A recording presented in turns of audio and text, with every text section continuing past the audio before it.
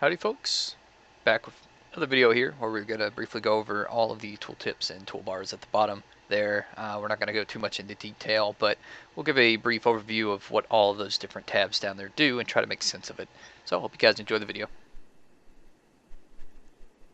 Alright, so the next thing we're going to do is just briefly look at the architect. I'm not going to go into detail here because we're not going to worry about really doing anything much at this time. I just want to go through these tabs kind of quickly. Another tutorial I'll go into detail about what you need to really do to kind of get established in your colony. We can see here is the orders tab. These are all direct orders for your colonists to do, except for the plan. I don't know why the plan is in here. If you ever played Prison Architect, this is kind of like the blueprint thing. You can pretty much plan out what you want to do. So if you want to put a building here, something kind of like that. This does not affect anything, it's just for you, and once something gets built on it like a wall or an item, it'll get removed, but completely for you. We also have things here like mining, harvesting stuff. We're not going to go into detail about this. So the next is the zone area. These are basically boxed areas, and it pretty much holds all of them. We can see we used one zone here, that's the stockpile zone. Keep in mind, if you want to expand this, you can left click, you can see how it's highlighted, and just drag adjacent to it. If you do left click and click here, it'll create a whole new stockpile. So just keep that in mind. Go ahead and delete that. You can also click this and hit delete if you want to, or you can go into zones, kind of delete some of the zone if you wanted to, just like that. We also have growing zones, the home area that we talked about earlier, the build roof, kind of unique. It'll allow you to build roofs wherever the supports will allow it. So it's basically 10 away. So I could build a roof out to here if I wanted to. This is great for example, keeping your stockpile under a roof will keep the woods, like HP basically, from deteriorating. You can see it loses 2 per day if it's left outside. And if it starts raining, it's like 10 per day or something crazy like that. So if you do that, you'll basically keep your stockpiled items out of the elements. You can also see here there's a no roofed area. This is great for if you want to do that for indoor areas. It won't work in this area because technically this is a massive mountain, so if you think about it logically, you can't really remove a little chunk of the mountain. It's just ridiculous. But out here it will allow you, and once you're mined into these areas at the bottom here where it says outdoors, it'll say like thick mountains or whatnot. That'll basically tell you if you're able to do that or not. Then you have a couple more, like the allowed area that we're not going to go into at the moment, and then snow clear area, which basically makes you walk faster. So kind of important in winter. We have the structures tab here, which is going to include all structural items such as walls, doors. That's pretty much it. There's a few more things, basically just walls and doors. Production tab here, which is going to have your, basically from going raw resource to produced item. You'll need something like this, for example, the stove, which can take raw meat and like fruits, for example, and make a meal out of it. Same thing with butcher's table, it'll take animal carcasses and turn it into meat, that kind of stuff. Next one we got here is furniture. It's going to be your beds, stools, tables. All of these will help with comfort, especially like the armchair here. The torch lamp is also very important because it will give you light very early in the game, which is good because you'll get a pretty massive penalty to your mood if you're mining in the dark. For example, if you had Mr. Hutch here mining in the dark, then I don't think he can mine. Nope. That sucks. But yep, you can dot these around. They last an entire season, which again is 15 days, which is a long time before being refueled, and they only take 20 wood. If you're surrounded by trees, it's not a problem. So that's the furniture. Power, pretty self-explanatory. It's going to be anything from solar generators to fuel generators that run on wood, wind turbines, that kind of stuff. Security, it's going to be your auto turrets when you research them, sandbags for cover, things when it comes to defending yourself, like deadfall traps and well. Miscellaneous is exactly what it sounds like. For example, there's a tool cabinet here, which, for example, increases the speed of workbenches in the production tab. There's like a sun lamp, which you can use to grow crops indoors. If you have the hydroponics tab, or table rather, you can As you can see here, we can't, there's only one spot of fertile ground that we can grow on, so don't expect that.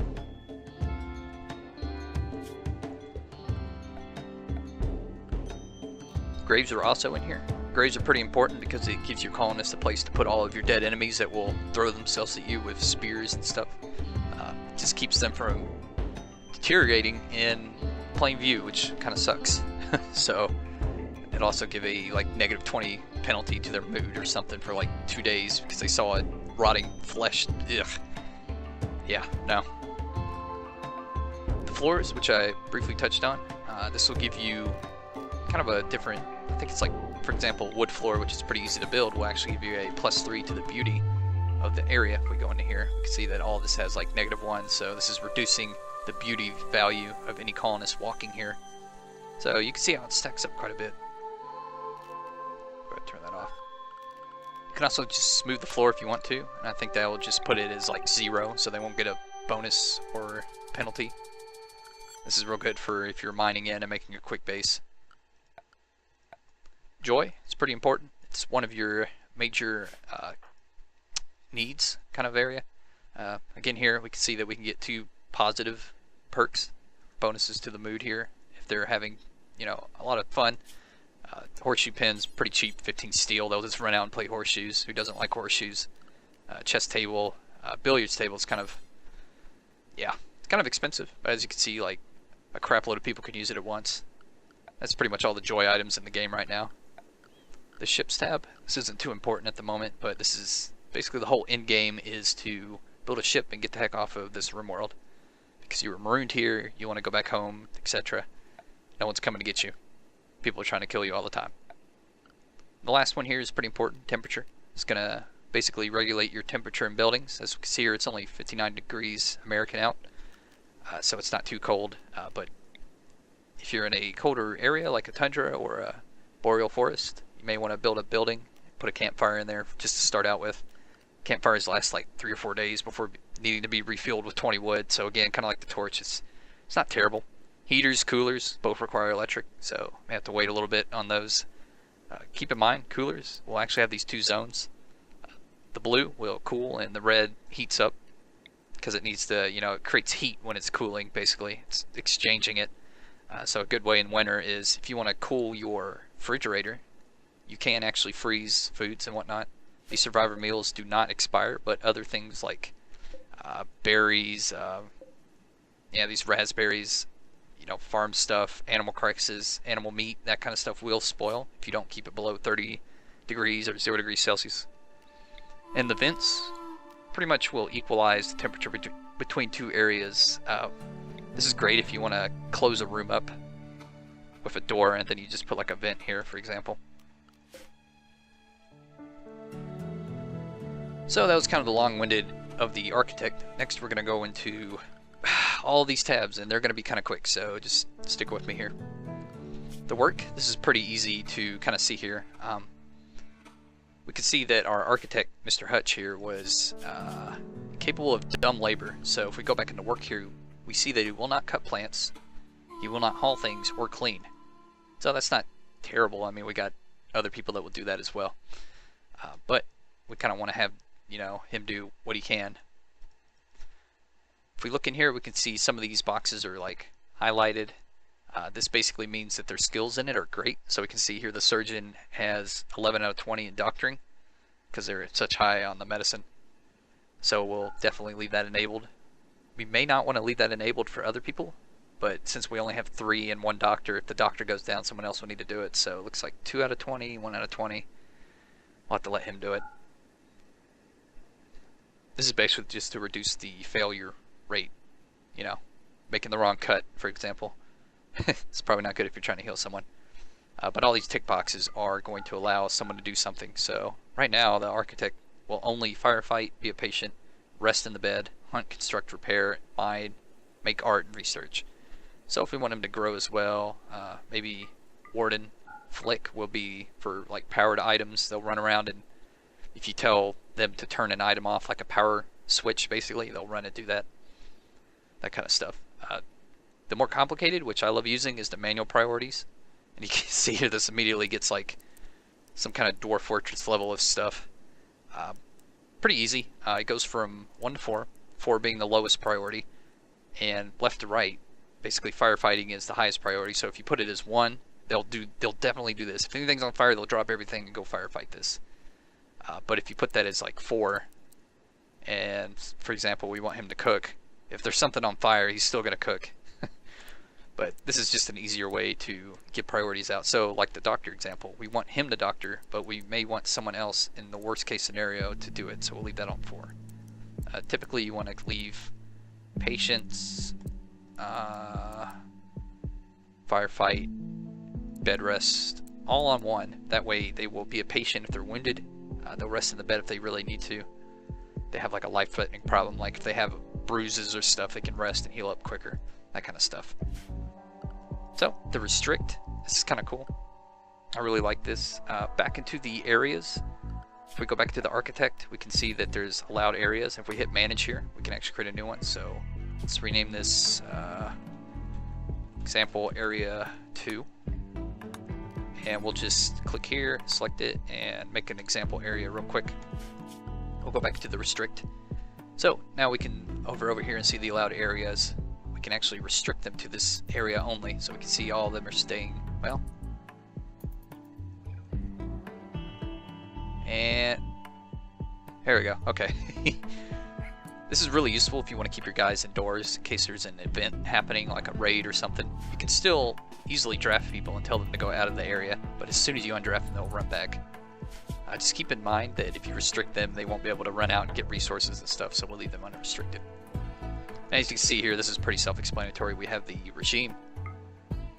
Basically going to sleep till 6 a.m., wake up and do anything. We can schedule them. They need to work these hours, or we can tell them that they can do joyful things like eat or, you know, play chess or whatever the hell, play horseshoes. Usually I will kind of mandatory have at least like 6 hours of work. Sometimes I'll break it up like this. Or sometimes I may give more in the start because you really need to get everything sorted. Oh, come on. Stupid dogs. Well, the dog just ate one of our meals. That's great. So yeah, we'll see them run out and do that stuff. So that's the restrict tab. Pretty nice. You can also manage the areas from this area as well. Here we can have the assign screen. This isn't too important at the moment, but this is basically for outfits.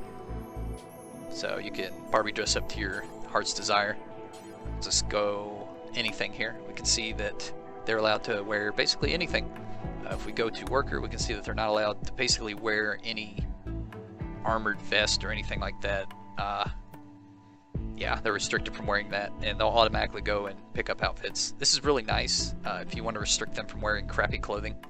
You can kind of like mess with these sliders, so something that has anywhere from like 40 hit points to 100 and anything from poor to legendary quality they'll wear, that kind of stuff. So we can go in there and tell them what they need to wear. There's also a nudist option, which is great. Who did I make a nudist? Oh, Mr. Hutch here. There are people that are nudists, so they'll want to be nude if they want to, but as you can see, they're there. Just put on the clothing. They also built the roof there that I told them to, so that's cool. So that's basically the assign. This is great for military guys. You'll want to keep them out of their military gear until there's like an attack, because it's encumbering. I think it gives a negative penalty. It'll make them hot in the summer, for example. Next one here is the animals, which we do have a small dog here. This kind of works like the restrict, so you can restrict them to certain areas. The animal areas are different from the, you know, people area, if that makes any sense. So go back in the zone here, allowed area, manage, do new animal, rename, whatever, and we can do the same exact process as we did with the other one for the colonist. We can also see here that we have the option to slaughter. This is obviously more for like chickens or cattle if they're, you know, if you have too many of them and you want their meat. We can also do obedience and certain other trainings such as rescue. They'll run out and rescue their owner.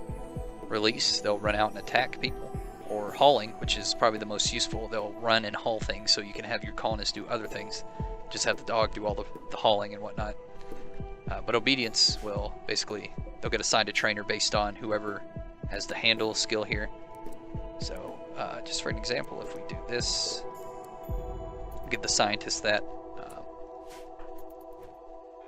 Currently, he can't do that because there's no like dog food or something. You basically need like kibble or berries to kind of like, you know, trade them. You know how you train a dog? You usually just give them a treat every time they do something right. This is the same exact thing. I think if we actually right click. Anyways, let's move on. See the factions here? Not too important. You're basically going to be hostile with a lot of people at the start, and then friendly with some. They'll stop by, do trade caravans, they'll try to trade with you. They may come and help you if you call on them sometimes. But usually there's a bunch of pirates. So we can see this is a tribe that's mad at us. Not hostile yet, but whatever.